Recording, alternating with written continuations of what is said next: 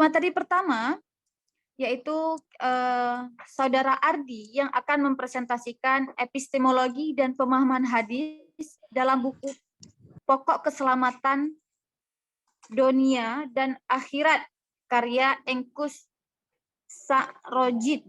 Ya, ini merupakan tema yang masih terbilang sangat baru karena ini datang dari karya orang Nusantara sendiri. Baik, tidak memperlama lagi, kita beri sambutan yang meriah kepada saudari kita, Saudari Ardi. Kami persilahkan dengan segala hormat.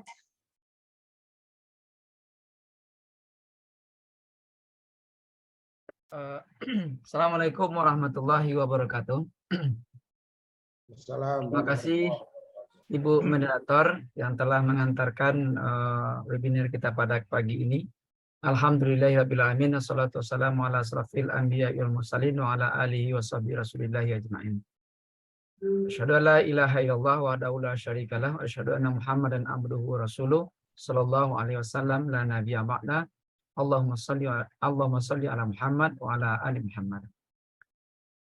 Yang sama-sama kita hormati pada pagi ini hadir di webinar yang series yang ketiga ini Bapak Profesor Dr.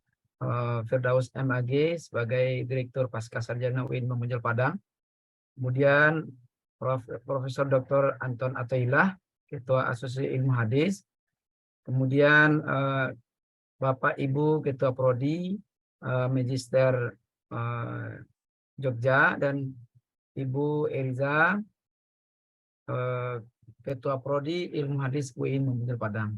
Kemudian kepada dosen kita, Bapak Akmal dengan Bapak Nafizal Wendy, dan teman-teman yang hadir pada kesempatan pagi ini. Izinkan saya tampil pertama. Kemarin saya sudah request melalui saudarinya Sinta, karena hari ini saya bertugas di pekerjaan sehari-hari adalah sebagai guru SD Islam Al-Azhar 32 Padang. Ya, insya Allah jadwalnya jam 9.45 nanti saya akan ada jadwal ngajar. Jadi secara khusus saya mohon kepada Ibu Moderator dan melalui Sinta supaya tampil pertama agar webinar kita ini berjalan dengan lancar.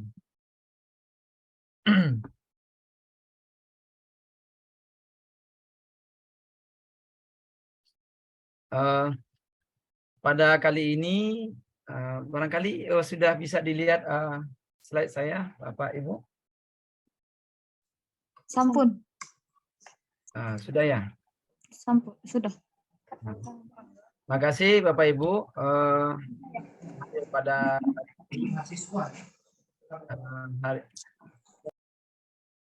saya mengangkat rencana sebuah penelitian tesis saya, dan itu berawal dari hadis yang mata kuliah studi hadis kawasan bersama Bapak Dr. Nafizal Wendy MAG. Ya, dengan judul Epistemologi dan Pemahaman Hadis dalam buku Pokok Keselamatan Dunia dan Akhirat karya Engkus Sa'rojid. Ini buku ini aksara atau tulisan-tulisan bahasanya bahasa orang dulu. Nah, perkenalkan saya Ardi, nomor NIM 21 7001, Prodi Ilmu Hadis. Bapak Ibu, sebagai latar belakang saya mengangkatkan epistemologi hadis ini. Pertama, idealnya hadis yang menjadi rujukan itu, apakah hadis itu berupa menjadi materi ceramah, materi yang ditampilkan di buku, dicetak, harusnya kan pertama rujukannya jelas. Pertama harus ada ada rujukan hadis itu dari kitab-kitab hadis, kemudian juga ada kualitas hadis, kemudian minimal pertampilan hadis nanti. Untuk menjadi rujukan hadis, harusnya hadis-hadis itu harus ada ditampilkan di sana periode pertama hingga mukharid. Kemudian lengkap matanya dan mukharid, siapa yang menjadi mukharid dari hadis tersebut. Kemudian harusnya hadis itu ada dijelaskan kualitasnya. Apakah hadis itu berkualitas sahih, hasan maupun dhaif. Namun untuk menjelaskan ini kadang-kadang berdasarkan keilmuan pada zaman sekarang ada kendala-kendala tertentu yang untuk mengakses hadis-hadis itu kepada kitab hadis sesuai dengan rujukan hadis sesuai dengan yang kita katakan di atas.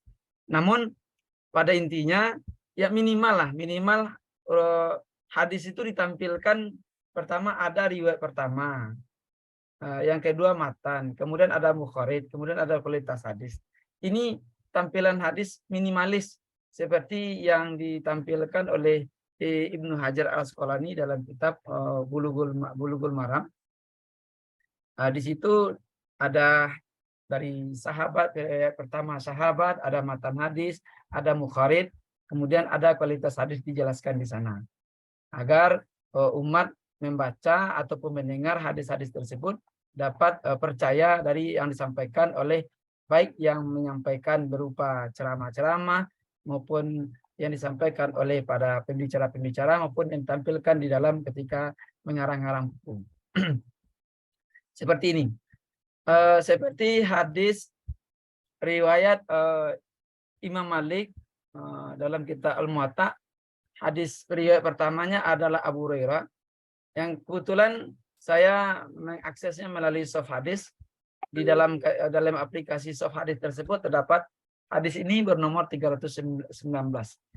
Berbunyi Hadatsani Yahya an Malik an Zaid bin Abi an Anisah an Abdul Hamid bin Abdurrahman bin Zaid bin Al-Khattab annahu akhbarahu an Muslim bin Yasar al-Juhni anna Umar bin Khattab anna Rasulullah sallallahu alaihi wasallam qala taraktu fikum amraini lan tadillu ma tamassaktum bihima kitaballahi wa sunnati wa sunnatan nabihi.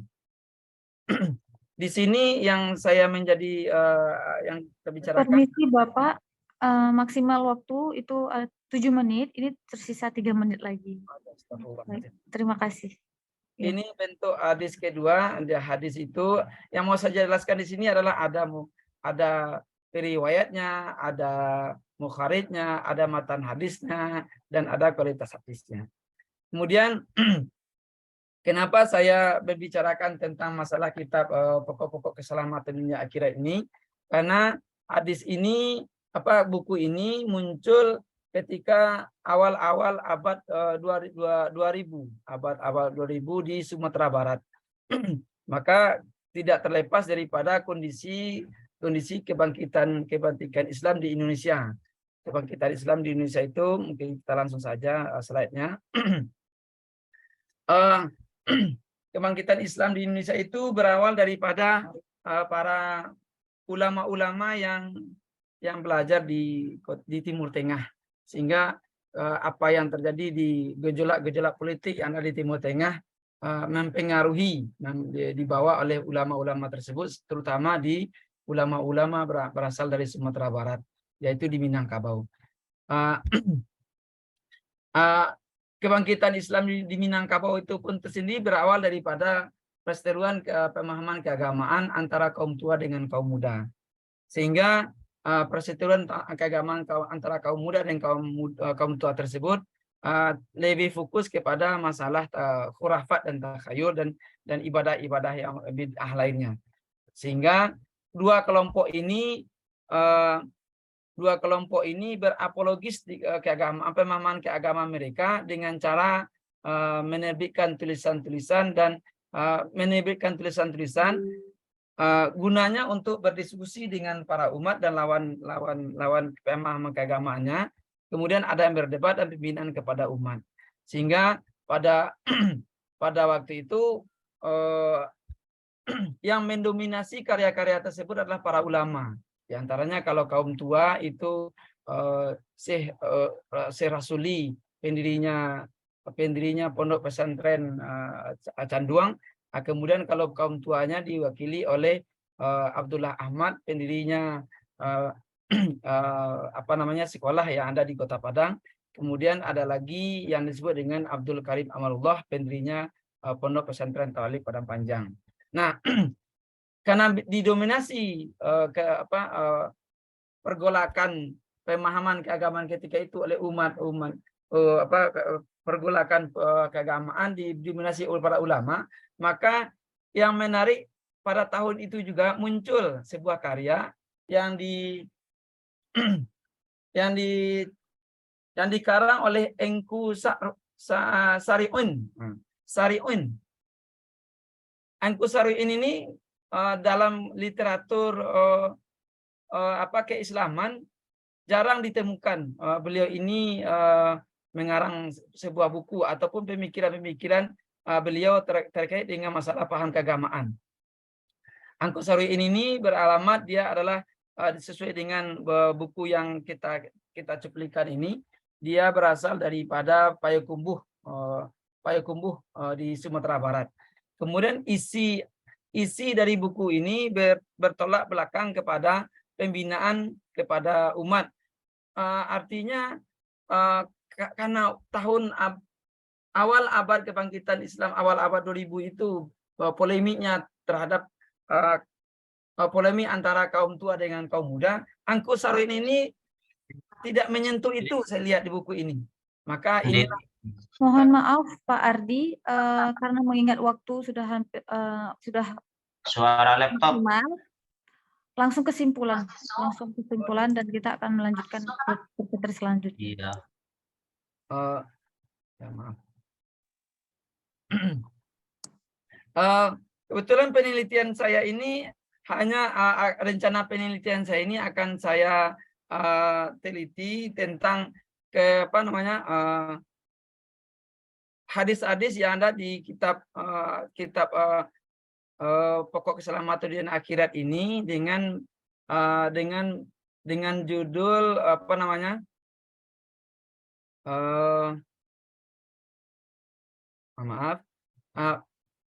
yang saya mau teliti adalah bagaimana kualitas dan pemahaman hadis pada buku-buku keselamatan dunia akhirat ini, karyaan Engku Sariun. Kemudian pertanyaan penelitian yang akan saya gunakan di sini adalah bagaimana kualitas hadis dan bagaimana pemahaman hadis pada buku tersebut.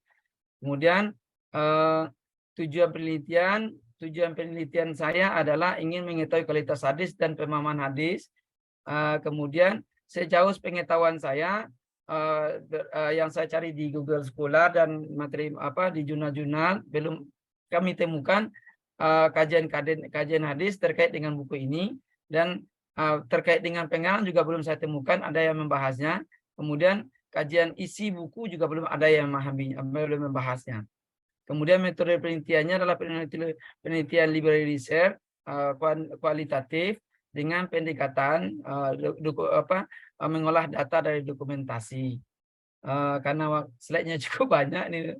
Jadi yang mau saya sampaikan di sini adalah ini adalah bagian dari kajian hadis yang sangat menarik sekali, bisa dijadikan bisa dikembangkan oleh mahasiswa-mahasiswa ilmu hadis.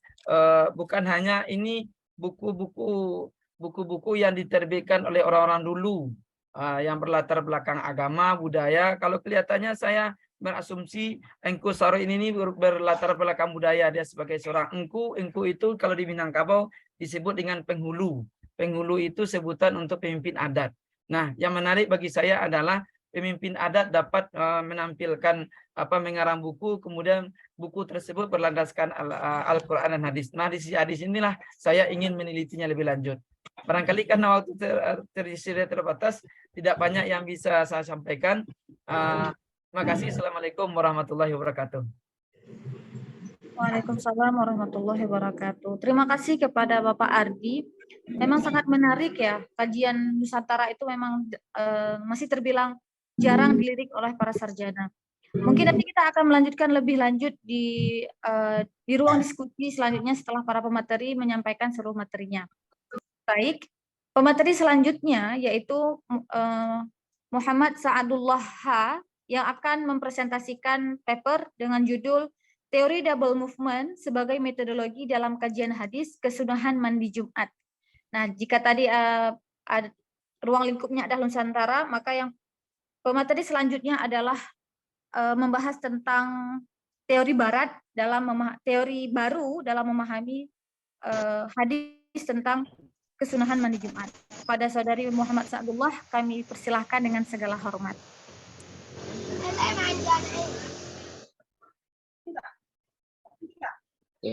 Assalamualaikum warahmatullahi wabarakatuh.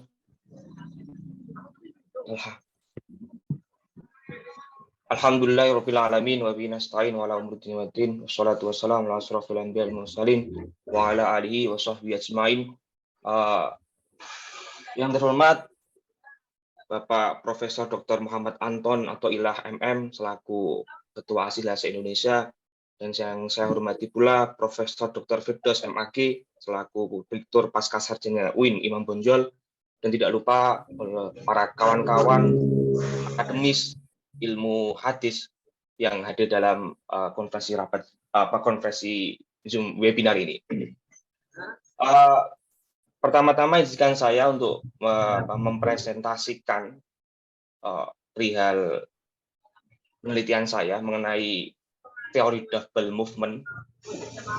Double movement ini memang menarik untuk dikaji karena memang teori double movement ini sebuah teori yang memang kebanyakan orang akademis itu memakai untuk menafsirkan sebuah teks literatur teks yang sudah kuno, seperti halnya kitab suci, teks sejarah, dan filsafat. Oleh karena ini, di sini saya mengambil judul dengan judul teori double movement sebagai metodologis dalam kajian matan hadis kesunahan mandi Jumat. Saya nggak akan mungkin di hal ini saya nggak akan panjang lebar mengenai apa itu tentang latar belakang dan lainnya karena memang keterbatasan waktu. Saya akan lebih nanti penelitian ini atau presentasi ini lebih menekankan proses aplikasi dari double movement. Semoga nanti ada sedikit gambaran atau nantinya apakah penelitian saya ini berhasil atau tidaknya nanti bisa diasumsikan oleh saudara-saudara. Untuk latar belakang singkatnya saja ya, di sini kita ketahui bahwasanya kesolatan mandi Jumat, kesunahan mandi sholat Jumat ini digambarkan oleh beberapa kebudayaan atau kebiasaan orang kita itu memang kebanyakan dengan keramas. Ya. Apakah memang mandi itu merupakan hal yang memang membasahi, mengguyurkan air tubuh atau gimana? Nah, ini kita perlu bahas. Apakah nanti kaitannya antara mandi sunnah sama mandi wajib itu akan berbeda, atau mandi Jumat itu diikutkan mandi wajib atau bagaimana? Nah, ini latar belakang awalnya, karena di Indonesia pun mandi aja tanpa keramas pun udah dikatakan mandi. Saya sudah mandi padahal dia belum keramas, itu sudah dikatakan mandi. Nah, untuk mengulik itu kita masuk di teori double movement. Double movement ini teori yang dilontarkan oleh Fadlur Rahman. Nah, secara gambaran singkatnya, double movement seperti halnya artinya yaitu gerakan ganda. Ini cara aplikasinya. Kita mengambil sesuatu dari konteks kontemporer, ditarik ke konteks historical, atau nanti teks itu tersebut muncul. Kemudian setelah kita mendapatkan beberapa asumsi, hal tersebut kita tarik kembali ke masa kontemporer sekarang. Nah, double movement secara umumnya memakai 3 pendekatan, yang salah satunya metode kritik sejarah. Metode kritik sejarah ini membuat untuk menganalisis kontekstual yang berguna untuk membaca sasaran dan tujuan yang terkandung dalam ungkapan sebuah literatur teks. Jadi, metode kritik sejarah ini sangat penting digunakan dalam double movement karena untuk mengetahui kontekstual hadis tersebut, kita harus mengetahui apa sih yang terjadi di kurun waktu tersebut, di mana teks itu muncul. Yang kedua, teori hermeneutik. Teori hermeneutik seperti yang setelah kita pahami semua, yaitu hermeneutik itu akan lebih berakalnya itu ketika pendekatannya memang ke bahasa. Dan memang kontur teori hermeneutik itu ke ranah bahasa. Metode ini digunakan untuk mentafsirkan teks-teks kuno yang nantinya itu bisa menggali mana teks dengan pendekatan bahasa. Nah, yang khas di revival movement itu ada pendekatan sosiologisnya atau pendekatan yang di sini bernilai moral ya. Tujuannya tersebut nantinya gagasan moral ini bisa menjadi pendukung menyimpulkan makna kontekstual yang muncul dari suatu literatur teks.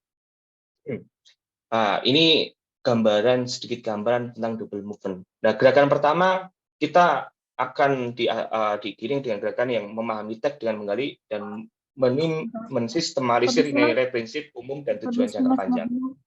Permisi, sisa waktu itu tinggal 2 menit lagi. Oh ya.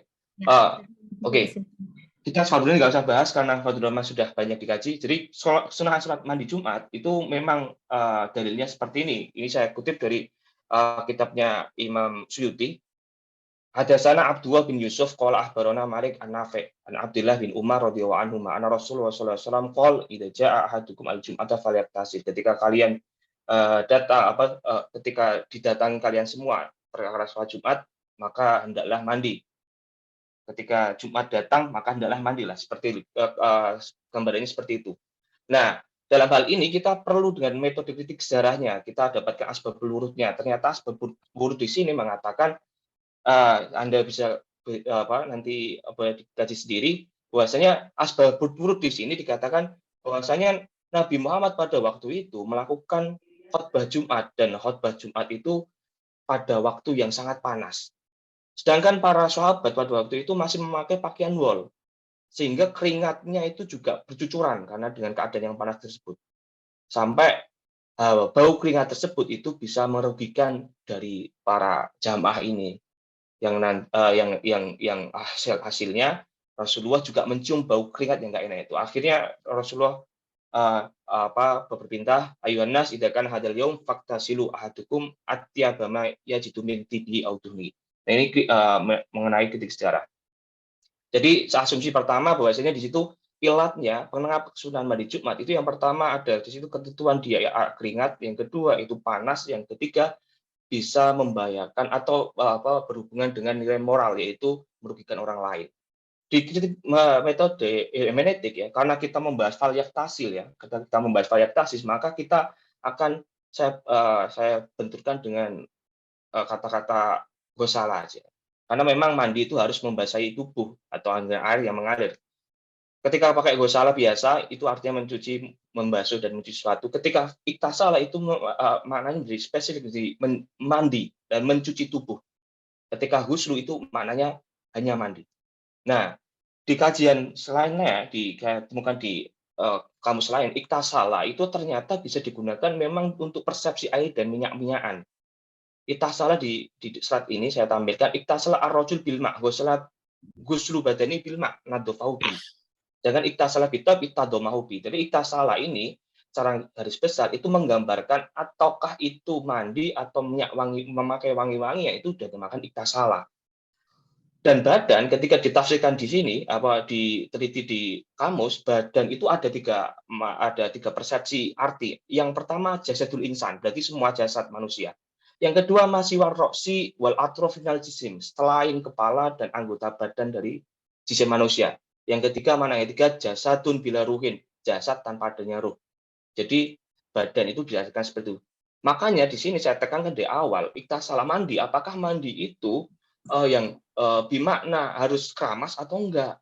Karena makna mandi juga di iktasala di sini husnul badani, cuma badannya jadi basuh.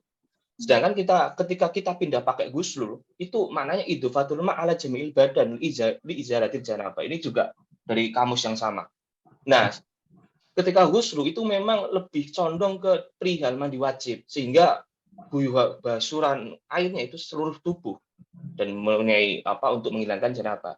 Dan ini saya juga temukan di kasus lain, ketika Rasulullah mengatakan perihal mandi wajib, idakan seperti halnya di sini, idat takol al-khitanani takat wajib al-guslu. Nah, ini pakainya pakai guslu. Nah, di moral sosial sekarang, di konteks sekarang, perbedaan mandi setiap negara ternyata beda-beda. Antara Brasil, Amerika Serikat, Prancis, Indonesia, dan Jepang itu berbeda-beda. Karena dengan perbedaan mandi ini disebabkan dengan standarisasi kebersihan negara yang berbeda juga. Sehingga dengan hal ini disimpulkan bahwasanya double movement ini nanti dapat menyimpulkan yang pertama, makna iktasalah dalam matan hadis di atas mempunyai arti mandi, membasuh badan, dan ketika dikontekskan dengan wangi-wangian menjadi bermakna melumuri tubuh dengan wangi-wangian. Yang kedua, kebiasaan mandi di setiap negara itu yang berbeda-beda. Membuat kemudian iktasalah sebelum sholat Jumat mempunyai kelonggaran, tidak seperti mandi wajib pada umumnya. Ketiga, kesunahan mandi sebelum sholat Jumat dimaknai dengan sebuah peminimalisir, sebuah hal yang bisa melukai perasaan orang lain seperti bau badan. Maka conclusion dari 3 persepsi di atas bisa ditarik kesimpulan bahwa substansi lafaz iktasalah dapat dipraktekkan sesuai dengan situasi dan kondisi, atau cukup dengan menggunakan wangi-wangian guna meminimalisir bau badan yang melukai perasaan orang lain maupun kekhusyuan orang lain dalam ritual ibadah salat Jumat. Nah, begitu secara singkat penelitian dari saya.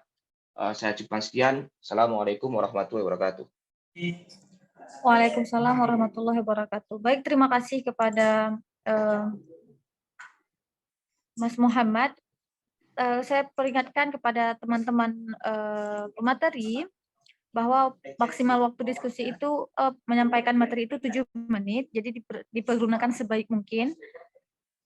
Selanjutnya kita akan masuk ke pemateri yang kedua, yaitu Saudari Yasinta Ananda yang akan mempresentasikan papernya dengan judul Analisis Konten Hadis dalam Lirik Lagu oleh Sabian di YouTube. Pada Mbak Yasinta dipersilahkan dengan segala hormat.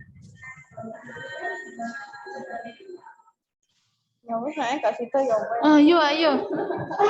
Ini ngambek dah. Baik, terima kasih kepada Mbak moderator yang telah mengizinkan saya untuk menyampaikan hasil penelitian saya. Yang terhormat Bapak Direktur Pascasarjana UIN Imam Bonjol Padang, Bapak Profesor Dr. Firdaus MAG, yang terhormat Bapak Ketua Asila Profesor Dr. M. Antoilah, yang saya hormati Ketua Prodi dari 2 prodi baik dari UIN Sunan Kalijaga dan UIN Imam Bonjol Padang. Yang saya hormati Bapak Dr. Akmaluddin dan yang saya hormati Bapak Dr. Nofisal Wendri.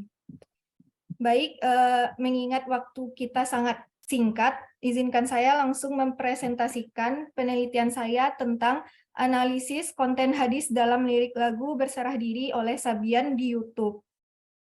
Adapun latar belakang penelitian ini berawal dari salah satu lagu dari grup musik Sabian yang sempat viral, yakni yang berjudul Aisyah Istri Rasulullah. Dalam lirik lagu tersebut terdapat beberapa hadis yang kemudian dikritik oleh Buya Yahya. Namun pada sekitar tanggal 25 Juni tahun 2022 lalu, grup Sabian kembali meliris lagu yang berjudul Berserah Diri. Dalam lagu ini terdapat beberapa resapan dari makna hadis yang kemudian dimodifikasi menjadi lirik lagu. Selanjutnya, metode penelitian. Penelitian ini bertujuan mengetahui hadis-hadis yang terdapat dalam lirik lagu Berserah Diri. Adapun penelitian ini merupakan penelitian kualitatif dengan pendekatan studi pustaka.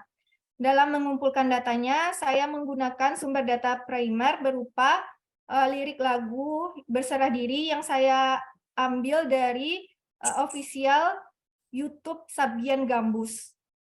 Kemudian sumber data sekundernya berupa jurnal, artikel, maupun buku-buku yang menunjang pembuatan artikel ini.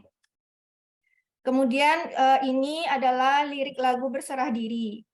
Sinopsis lirik lagu Berserah Diri ini dipahami sebagai penasehat ataupun pengingat kepada umat manusia, terutama umat muslim, untuk mengingat segala dosa maupun dosa-dosa yang telah dilakukan dan memohon ampunan kepada pencipta.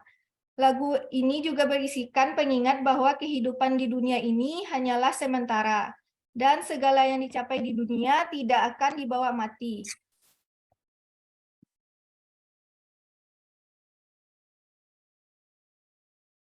Adapun hasil penelitiannya yang saya temukan terdapat dalam bait pertama yakni resapan dari matan hadis yang diriwayatkan oleh Imam Muslim, yakni yang telah dimiliki tidak dibawa mati kecuali amal ilmu yang bermanfaat dan anak yang soleh yang mendoakan kita. Hadis ini juga terdapat dalam kitab Sunan Abu Daud dalam kitab wasiat bab sedekah atas nama mayit nomor hadis 2494, kemudian dalam Sunan At-Tirmizi dalam kitab Al-Hakam bab wakaf, kemudian dalam Sunan An-Nasai dalam kitab wasiat dan bab Fadail As-Sadaqah an al-Mayyit. Selanjutnya pada bait yang kedua saya temukan resapan dari matan hadis, yakni pada lirik pernahkah merasa dunia ini sementara. Saya temukan dalam kitab Sahih Bukhari, kemudian dalam kitab Sahih Bukhari, kitab hal-hal yang melunakkan hati, bab sabda Nabi, jadilah engkau di dunia seolah-olah orang yang asing atau pengembara. Kemudian dalam Sunan At-Tirmizi, dalam kitab Zuhud, bab tidak panjang angan-angan. Dan Sunan Ibnu Majah dalam kitab Zuhud, bab permisalan dunia. Kemudian dalam Musnad Ahmad, dalam kitab Musnad Sahabat yang banyak meriwayatkan hadis. Permisi, sisa waktu 3 menit lagi. Iya, ya.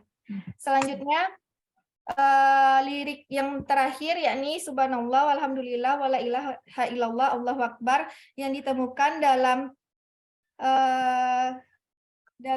Sahih Muslim dalam kitab adab-adab dan bab makruhnya memakai nama-nama yang buruk. Kemudian dalam Sunan Abu Daud dalam kitab pembukaan sholat dan dalam Sunan At-Tirmizi. Adapun kesimpulan dari penelitian ini, lagu Berserah Diri ini merupakan lagu religi yang diciptakan oleh Agung Insan Tauhid bersama dengan Ayu Sabyan pada pertengahan tahun 2022 lalu. Dalam lirik lagu tersebut terdapat resapan makna dari matan hadis pada lirik yang pertama yakni riwayat Imam Muslim, yang kedua pada lirik yang kedua yakni pada riwayat Imam Al-Bukhari, dan yang ketiga pada Imam Muslim. Hadis-hadis yang terdapat dalam lirik lagu tersebut berkualitas sahih. Berdasarkan pemaparan lirik lagu Berserah Diri serta penjelasan dalam kitab syarah hadis seperti yang telah dipaparkan, pemahaman komposer lagu Berserah Diri terhadap keselarasan dengan penjelasan hadis dalam kitab syarah hadis yakni syarah Sahih Muslim dan Fathul Bari. Sekian penampilan materi saya kembalikan kepada moderator. Baik, terima kasih kepada Mbak Yasinta Ananda yang telah mempresentasikan papernya. Selanjutnya kita akan masuk ke pemateri yang ketiga, yaitu Saudara Agus Salim yang akan mempresentasikan papernya dengan judul Makiyah dan Madaniyah, telaah mengenai pergeseran realitas dan letak kronologi lahirnya suatu hadis. Baik, kepada Saudara Agus Salim dipersilahkan dengan segala hormat. Waktu maksimal 7 menit untuk menyampaikan materi.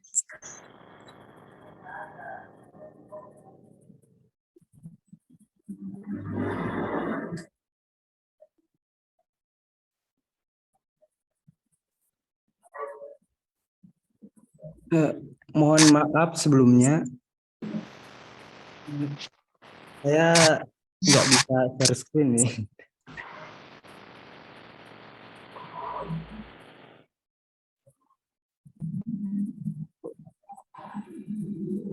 Ampun, jenengan udah dijadikan co-host. Belum ya?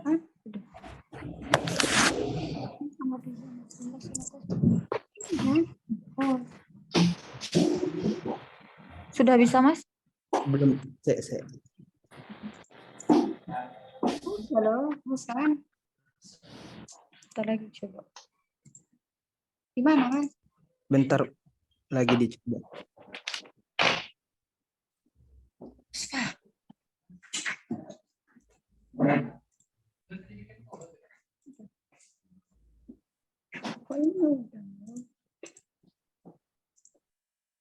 Kan host.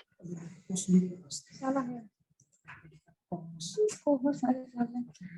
Bentar, Mas. Masih belum Mas?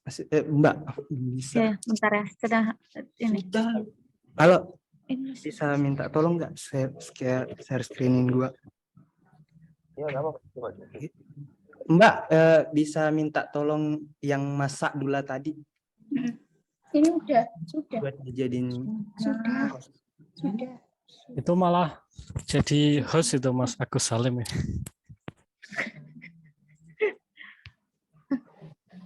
ini nggak tahu nggak bisa. Syadullah udah juga. Syadullah juga sudah. Saadullah bisa bantu share screen? Mas Agus. Ya, ini share screen. Karena sudah dijadikan co-host. Mas Agus kembalikan dulu.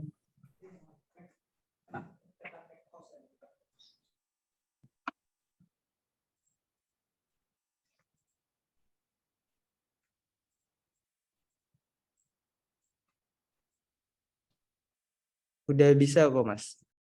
Udah?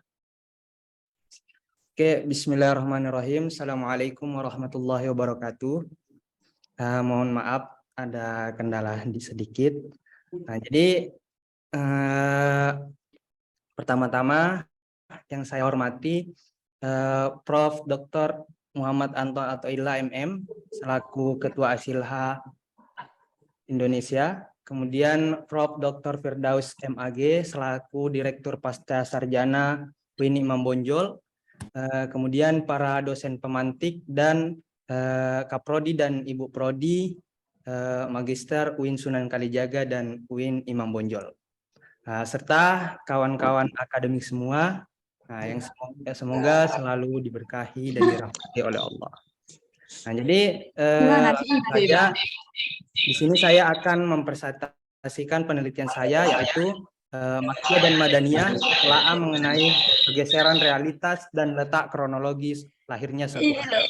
Nah, jadi Makkiyah dan Madaniyah pada hadis itu merupakan terapan dari teori Makki dan Madani dalam studi Quran, sehingga menjadi teori baru dalam ulumul hadis. Makkiyah dan Madaniyah adalah teori yang bertujuan untuk menentukan corak dari hadis-hadis Nabi.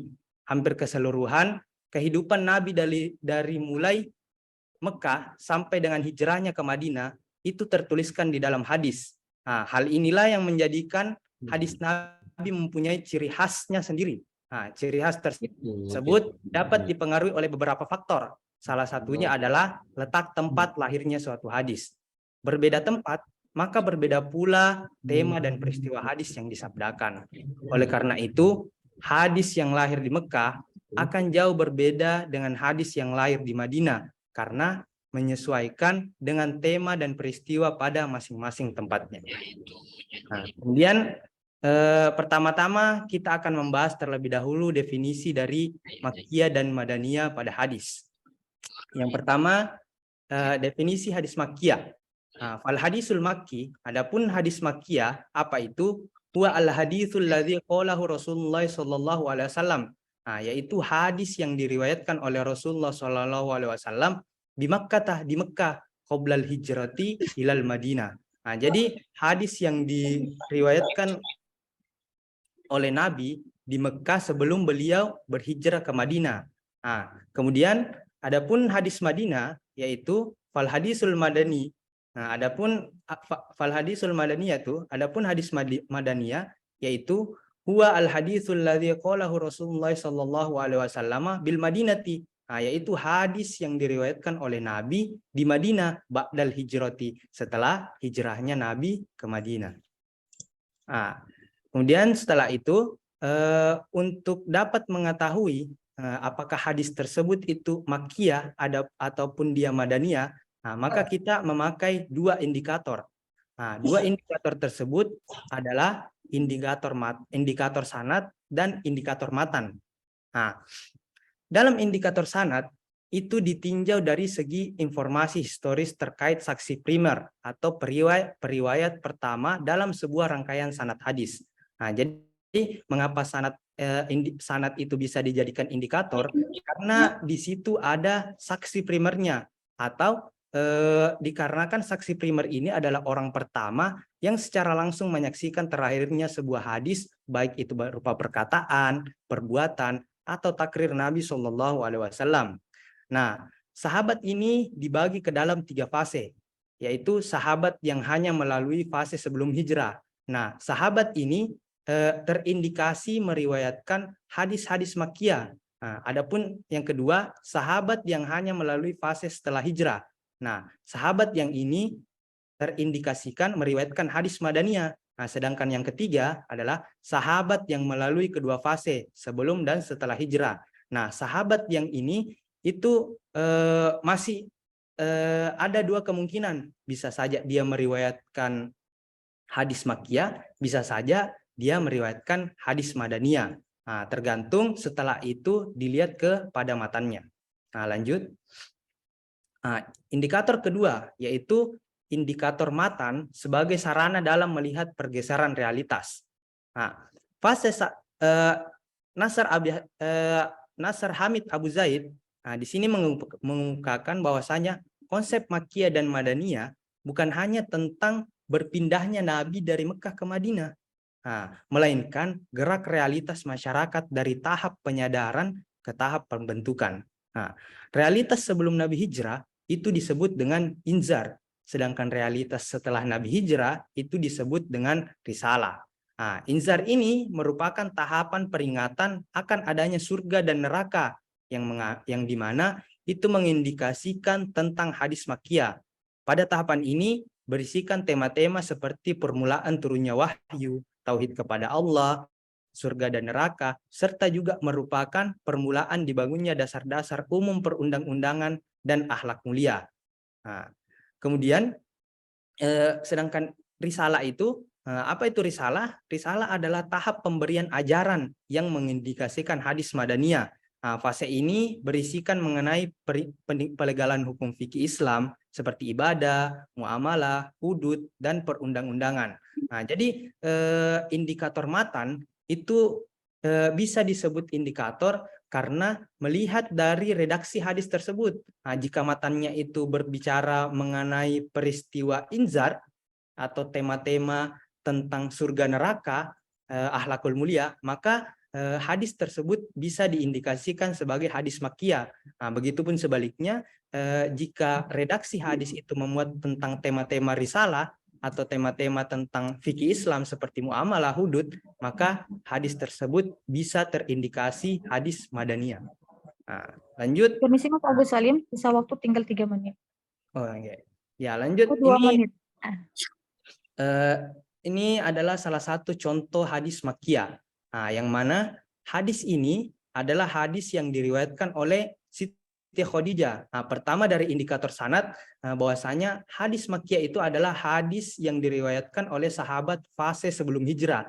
Nah, sebagaimana yang kita ketahui bahwasanya Siti Khadijah ini merupakan salah satu sahabat dan merupakan salah satu dari istri Rasulullah yang wafat sebelum Nabi hijrah. Nah, maka salah satu syaratnya itu sudah terpenuhi. Nah, dan kemudian isi atau matan dari hadis yang dipaparkan ini adalah matan hadis yang menyinggung mengenai surga neraka, dan itu pun cocok dengan redaksi hadis madaniyah, bahwasanya redaksinya itu harus berisikan tentang tema-tema penyadaran atau inzar. Nah, kemudian lanjut, contoh hadis madaniyah. Ini salah satu. Nah, hadis ini diriwayatkan oleh Anas bin Malik. Nah, yang mana kita ketahui bahwasanya Anas di sini adalah orang yang masuk Islam setelah Nabi berhijrah ke Madinah. Nah, yang otomatis Anas di sini tidak sampai pada fase makkiyah. Oleh karena itu dia sudah mencapai syarat hadisnya itu terindikasi madaniyah. Nah, dan untuk konten hadisnya atau redaksi hadisnya juga sudah menyinggung tentang risalah atau pembentukan, yang mana isinya adalah fikih Islam seperti beristinja ini. Nah, oke. Untuk kesimpulannya, hadis makkiyah adalah hadis yang disabdakan di Mekah sebelum dan sebelum hijrahnya Nabi ke Madinah. Sedangkan hadis madaniyah adalah hadis yang disabdakan oleh Rasulullah setelah hijrahnya Nabi. Nah, konsep ini mempunyai dua indikator, yaitu sanad dan matan. Nah, indikator sanad sebagai sarana dalam memetakan letak kronologis lahirnya suatu hadis. Nah, indikator ini meliputi sahabat yang hanya melewati fase sebelum hijrah, sahabat yang hanya melewati fase setelah hijrah, dan sahabat yang melewati kedua fase tersebut. Nah, sedangkan indikator matan merupakan sarana dalam melihat pergeseran realitas yang dapat diketahui melalui peristiwa atau tema yang mempunyai ciri khas Makkiyah dan Madaniyah. Nah, mungkin cukup sekian dan terima kasih. Wassalamualaikum warahmatullahi wabarakatuh.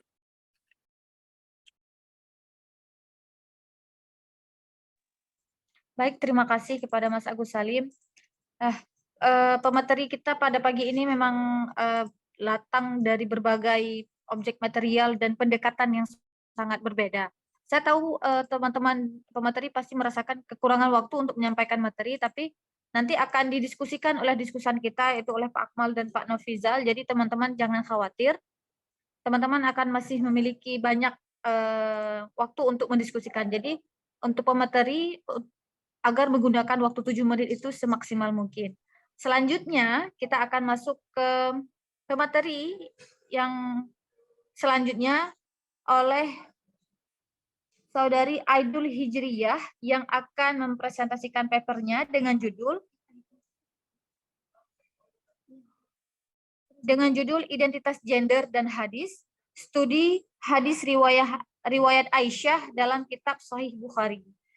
Kepada Saudari Aidul Hijriyah dipersilahkan dengan segala. Mohon maaf sebentar. Bentar.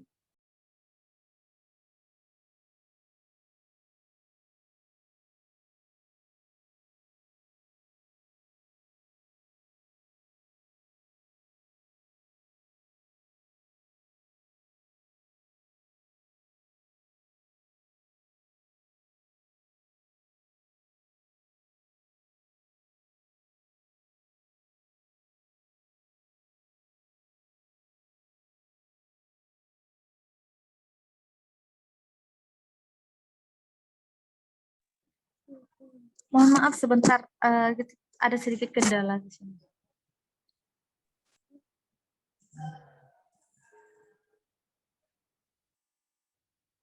Udah.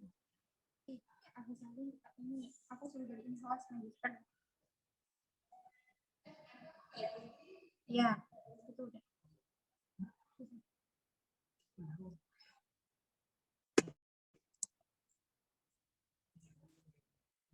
Iya, ini udah bilang.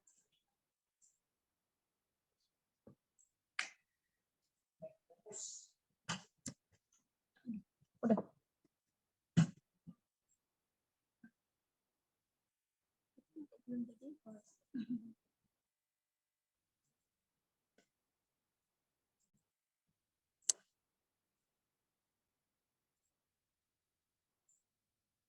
Mas Agus Salim mungkin bisa jadikan ini Magister IAT UIN Sunan Kalijaga menjadikan hostnya lagi. Soal tadi jenengan yang jadikan host.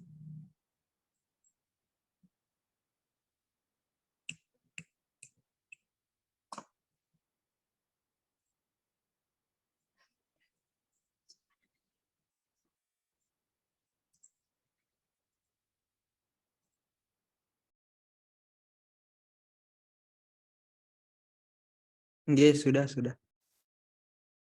Oke, terima kasih Mas.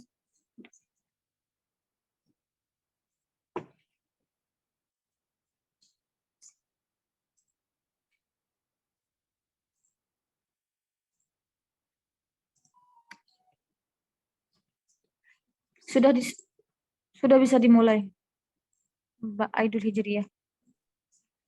Izin bicara moderator.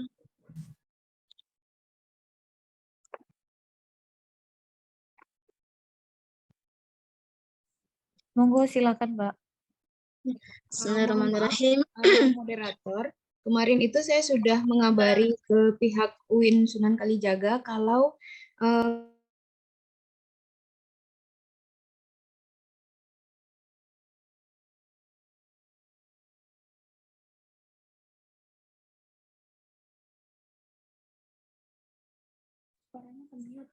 Mohon maaf, Mbak, suaranya ke mute.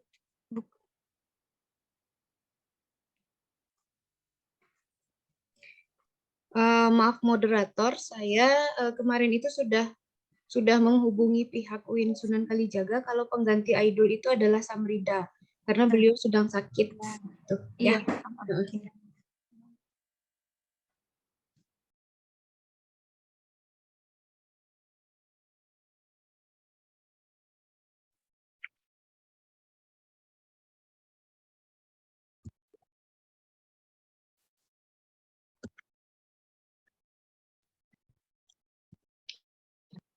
Monggo silahkan Mbak dipresentasikan. Mbak Iya. Sam. Bismillahirrahmanirrahim. Terima kasih kepada Mbak Moderator. Assalamualaikum warahmatullahi wabarakatuh. Alhamdulillahirrahmanirrahim. Asyhadu an la ilaha illallah wa asyhadu anna Muhammadar Rasulullah. Allahumma sholli ala Muhammad wa ala ali Muhammad. Yang terhormat kepada Bapak Profesor Dr. Firdaus Age selaku Direktur Pasca Sarjana UIN Imam Bonjol. Kemudian yang terhormat kepada Bapak Profesor Dr. Anton Atailah, Ketua Asilha. Kemudian yang terhormat kepada Ketua Jurusan Ketua Prodi Ilmu Hadis UIN Imam Bonjol dan UIN Sunan Kalijaga. Dan yang terhormat kepada Bapak Akmaluddin dan Nofisal Wenri. Dan teman-teman yang telah hadir pada kesempatan kali ini. Terima kasih kepada Mbak Moderator yang telah mengizinkan saya untuk menyampaikan hasil penelitian saya. Pada kesempatan kali ini, saya akan menyampaikan hasil penelitian saya, yaitu hadis dan media sosial, studi mimi hadis tentang memanjangkan pakaian muslimah dalam akun Instagram Ittiba ID. Adapun latar belakang dalam penelitian ini ialah akun Instagram Ittiba ID merupakan salah satu media dakwah Islam. Dalam menyampaikan dakwahnya, admin dalam akun ini selalu mencantumkan hadis sebagai dalil atas argumen yang disampaikannya. Hadis-hadis hadis-hadis tersebut dikemas rapi dalam bentuk meme hadis. Namun hadis yang terdapat dalam dalam meme tersebut tidak dimuat secara lengkap, baik itu sanad ataupun matannya. Bahkan sebagian meme itu hanya memuat potongan matan hadis saja tanpa memuat sanadnya, dan juga tidak terdapat penjelasan terhadap hadis yang dimuat dalam meme tersebut. Oleh karena itulah tak jarang hadis-hadis yang dimuat dalam meme tersebut menimbulkan pro dan kontra di kalangan followers dari akun Instagram ini sendiri. Dan salah satunya itu tentang hadis memanjangkan pakaian muslimah yang terdapat dalam akun tersebut. Hadis tentang memanjangkan pakaian muslimah ini tidak dimuat secara lengkap dan juga tidak dimuat bagaimana penjelasan hadis tersebut, dan karena tidak dimuat penjelasan dan juga tidak dimuat kualitas hadisnya, maka ini menimbulkan pro dan kontra di kalangan followersnya. Oleh karena itulah penulis merasa penting melakukan pemahaman serta bagaimana si pola mimi hadis yang terdapat dalam akun Instagram tersebut.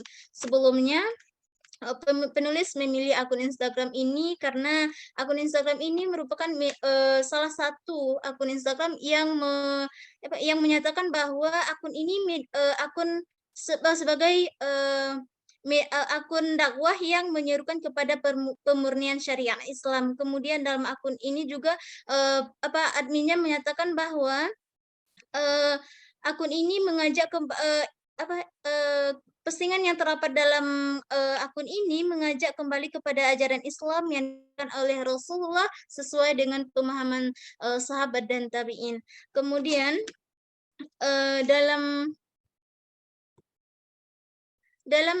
penelitian penulis menemukan bahwa hadis-hadis tentang memanjangkan pakaian muslimah yang terdapat dalam akun ini dapat diklasifikasikan kepada dua. Yang pertama itu tentang batasan dalam memanjangkan pakaian muslimah, dan hadis yang kedua itu tentang keutamaan bagi orang yang memanjangkan keutamaan bagi muslimah yang memanjangkan pakaiannya. Adapun hadis-hadis tentang keutamaan memanjangkan pakaian muslimah ini, setelah penulis telusuri menggunakan Mu'jam Al-Faros, ternyata hadis ini terdapat dalam kitab Abu Daud, nomor hadis nomor 1731, Abu Daud hadis nomor 669. Abu Daud hadis nomor 4117, kemudian At-Tirmizi, kemudian terdapat juga dalam Sunan An-Nasa'i, Ibnu Majah, dan Ahmad bin Hambal.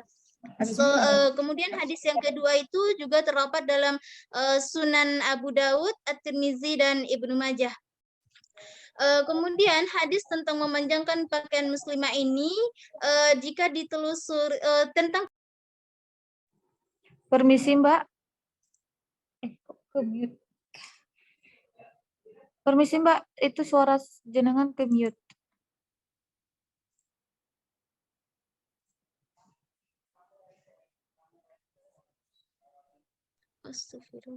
Nah, sisa waktu tinggal 2 menit lagi. Baik. Selanjutnya, hasil dari penelitian ini, penulis menemukan bahwa hadis tentang memanjangkan pakaian muslimah ini terdapat dalam Abu Daud, At-Tirmizi, An-Nasa'i, dan Ibnu Majah. Kemudian, hadis yang tentang batasan dalam keutamaan memanjangkan pakaian muslimah ini terdapat dalam Abu Daud, At-Tirmizi, dan Ibnu Majah.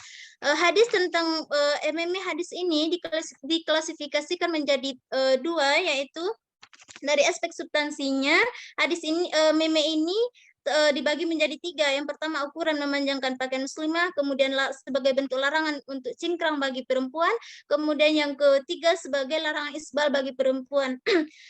Sementara jika dilihat dari aspek penyajiannya, meme hadis ini dikelompokkan kepada 3. Yang pertama, memenya itu lengkap, memuat sanad dan memuat matan dan teks matan dalam bentuk bahasa Arab dan teks terjemahannya dalam bahasa Indonesia. Kemudian meme ini juga ada yang hanya mencantumkan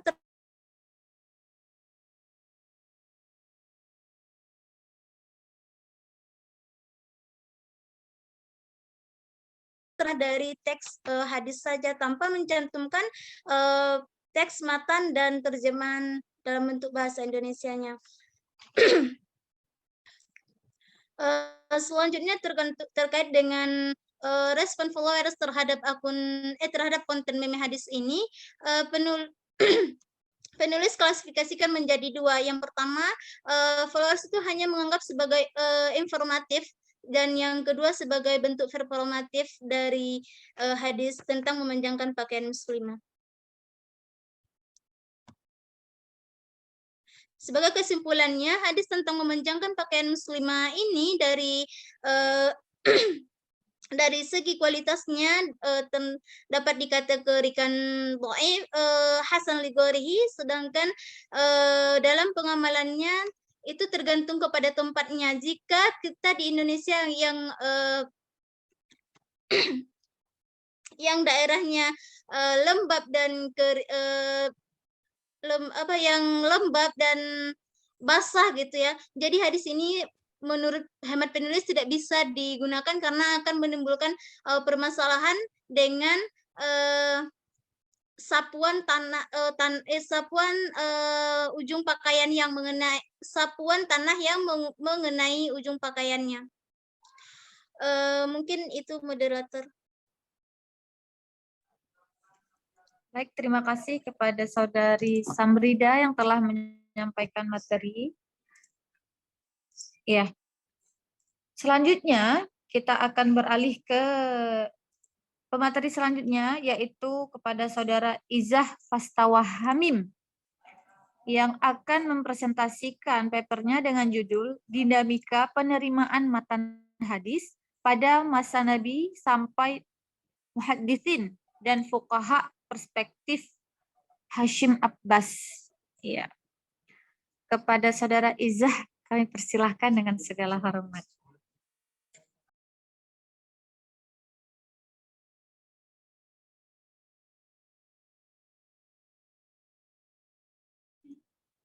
Mohon maaf, Mas Izah, suara jenengan tidak terdengar.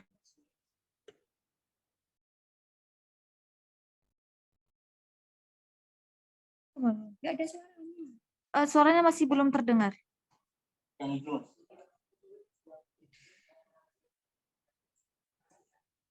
Oh, minum sebentar Mas ya. Minum sebentar. Suaranya masih belum terdengar. Tidak lah, kepala ya.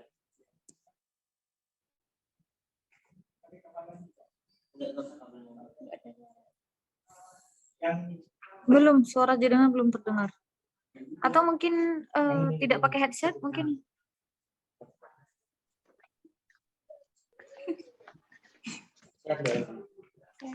Ya, ini baru terdengar, Mas.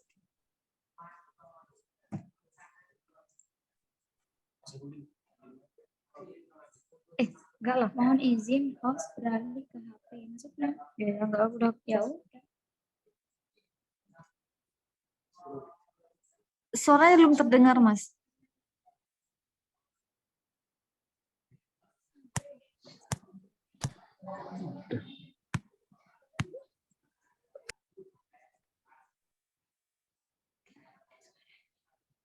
Tidak, suaranya kamu itu kamera mute ya, coba. Tadi ke mute bentar. Maaf Mas, suara jenengan belum terdengar. Atau mau beralih ke prodi langsung? Bisa, dia di sebelah sini.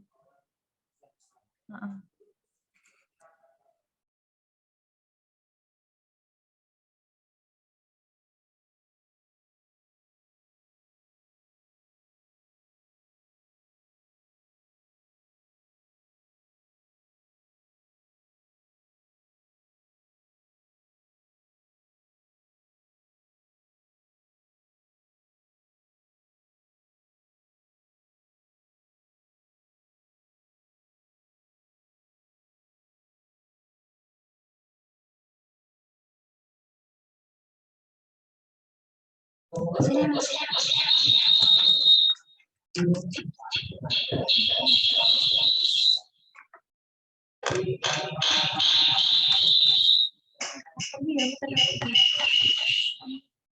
Oh ya, dimatikan.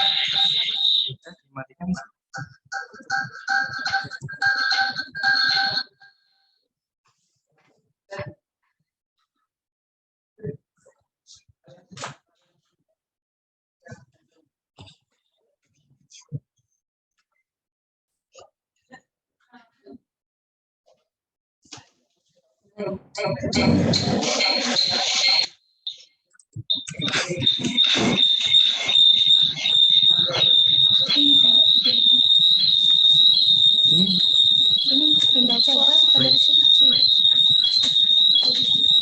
Itu share-nya segitu aja. Apa share-nya itu? Ada share-nya nggak? Ada share-nya. Di sini ada. Nggak bisa pakai ini. Nggak, ini ada Mas.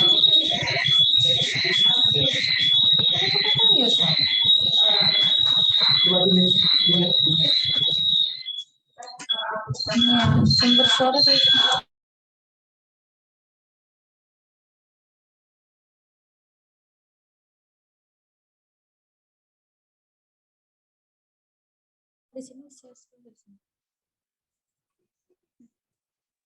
Laptopnya, Mbak.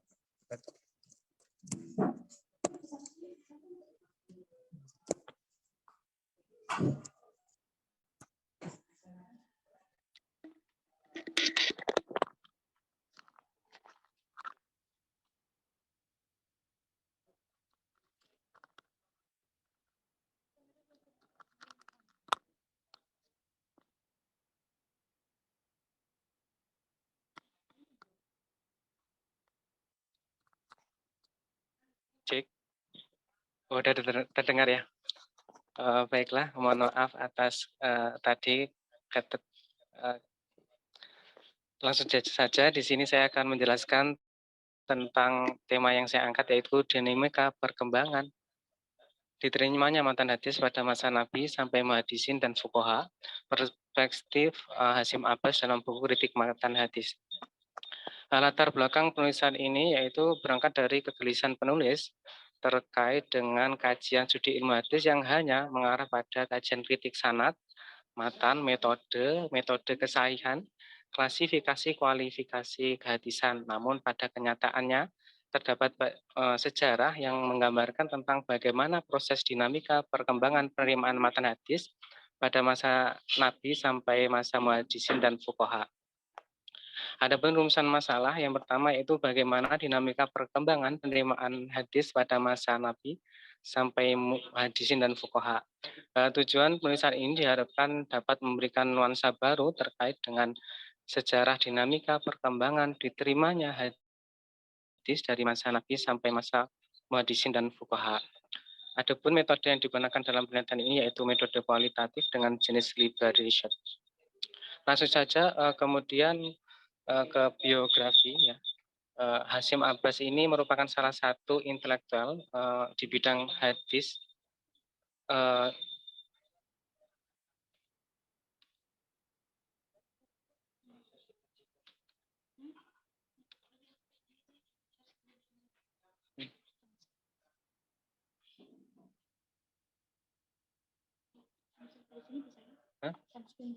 bisa gimana caranya?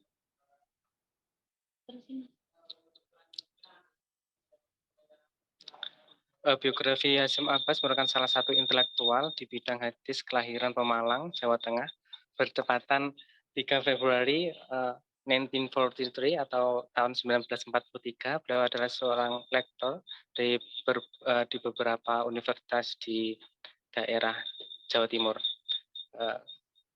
Kemudian lanjut ke pembahasan kriteria penerimaan hadis pada masa Nabi Muhammad itu dibagi menjadi 3 poin atau 3 poin. Yang pertama itu konfirmasi, testimoni, dan klarifikasi. Kemudian untuk penerimaan matan hadis pada masa sahabat itu ada istidrok, muqaronah, dan mu'arodoh. Istidrok yaitu dengan cara sahabat saling meriwayatkan dan sahabat yang lain membenarkan atau mengkoreksinya. Kemudian metode muqaronah yaitu membandingkan antar riwayat dari sahabat dengan cara mendatangkan 2 saksi sama penerima hadis. Kemudian mu'arodoh dengan mencocokkan hadis dengan Al-Quran, hadis dengan sirah nabawiyah, dan hadis dengan akal sehat. Kemudian kriteria penerimaan hadis pada masa muhaddisin awal itu dengan cara mendatangkan banyak saksi dari murid dan guru setiap tabi'in yang meriwayatkan satu matan hadis. Kemudian di kriteria penerimaan matan hadis pada masa muhaddisin mutaakhirin itu dengan menganalisis adanya idraj berupa penyisipan kata atau kalimat perawi langsung menyatu dengan ungkapan asal matan. Kemudian memperhatikan ziyadah, tahsyif, tahrif atau yang muncul dalam naskah kuno yaitu kesalahan ya mungkin. Kemudian maklub, ittirab, dan muttarib. Kemudian memperhatikan ilat, hadis, dan syad pada matan. Sedangkan pada kriteria penerimaan hadis menurut fuqaha. Jadi kalau di masa sahabat dulu kan lebih tentang bagaimana penerimaan kayak gitu. Sementara pada masa fuqaha itu bagaimana mengamalkan atau bagaimana menjadi hujah hadis tersebut. Pada masa fuqaha ini konfirmasi hadis itu dicocokkan dengan Al-Quran atau mencocokkan muqaronah tadi ya dengan Al-Quran, dengan konfirmasi hadis yang lebih masbut, kemudian konfirmasi dengan ijma, qiyas, dan konfirmasi dengan sendi-sendi umum syariah yang lainnya. Adapun kesimpulan berdasarkan materi yang saya paparkan yaitu berdasarkan tulisan di atas disimpulkan sebagai berikut. Pertama, bahwa sebenarnya pemilihan kriteria penerimaan matan hadis sudah ada sejak zaman Nabi. Ini dibuktikan dengan adanya sebuah metode sebagai syarat yaitu melewati proses konfirmasi, klarifikasi, dan testimoni yang langsung disampaikan kepada Nabi maupun sahabatnya. Kemudian pada masa sahabat, sistem kriteria penerimaan matan hadis ini berkembang dengan menggunakan metode muqaranah dan mu'aradhah. Kemudian pada masa muhaddisin ini dikembangkan lagi dengan melihat idraj, ziyadah, perawi, thiqah, tasif, tahrif, dan kesalahan membaca, maklub, kemudian penambahan ijma' dan qiyas pada generasi fuqaha. Mungkin itu saja yang bisa saya sampaikan. Kurang dan lebihnya mohon maaf. Jika ada kekurangan bisa membaca pada slide yang sudah saya kirim di halaman Zoom. Terima kasih. Wassalamualaikum warahmatullahi wabarakatuh.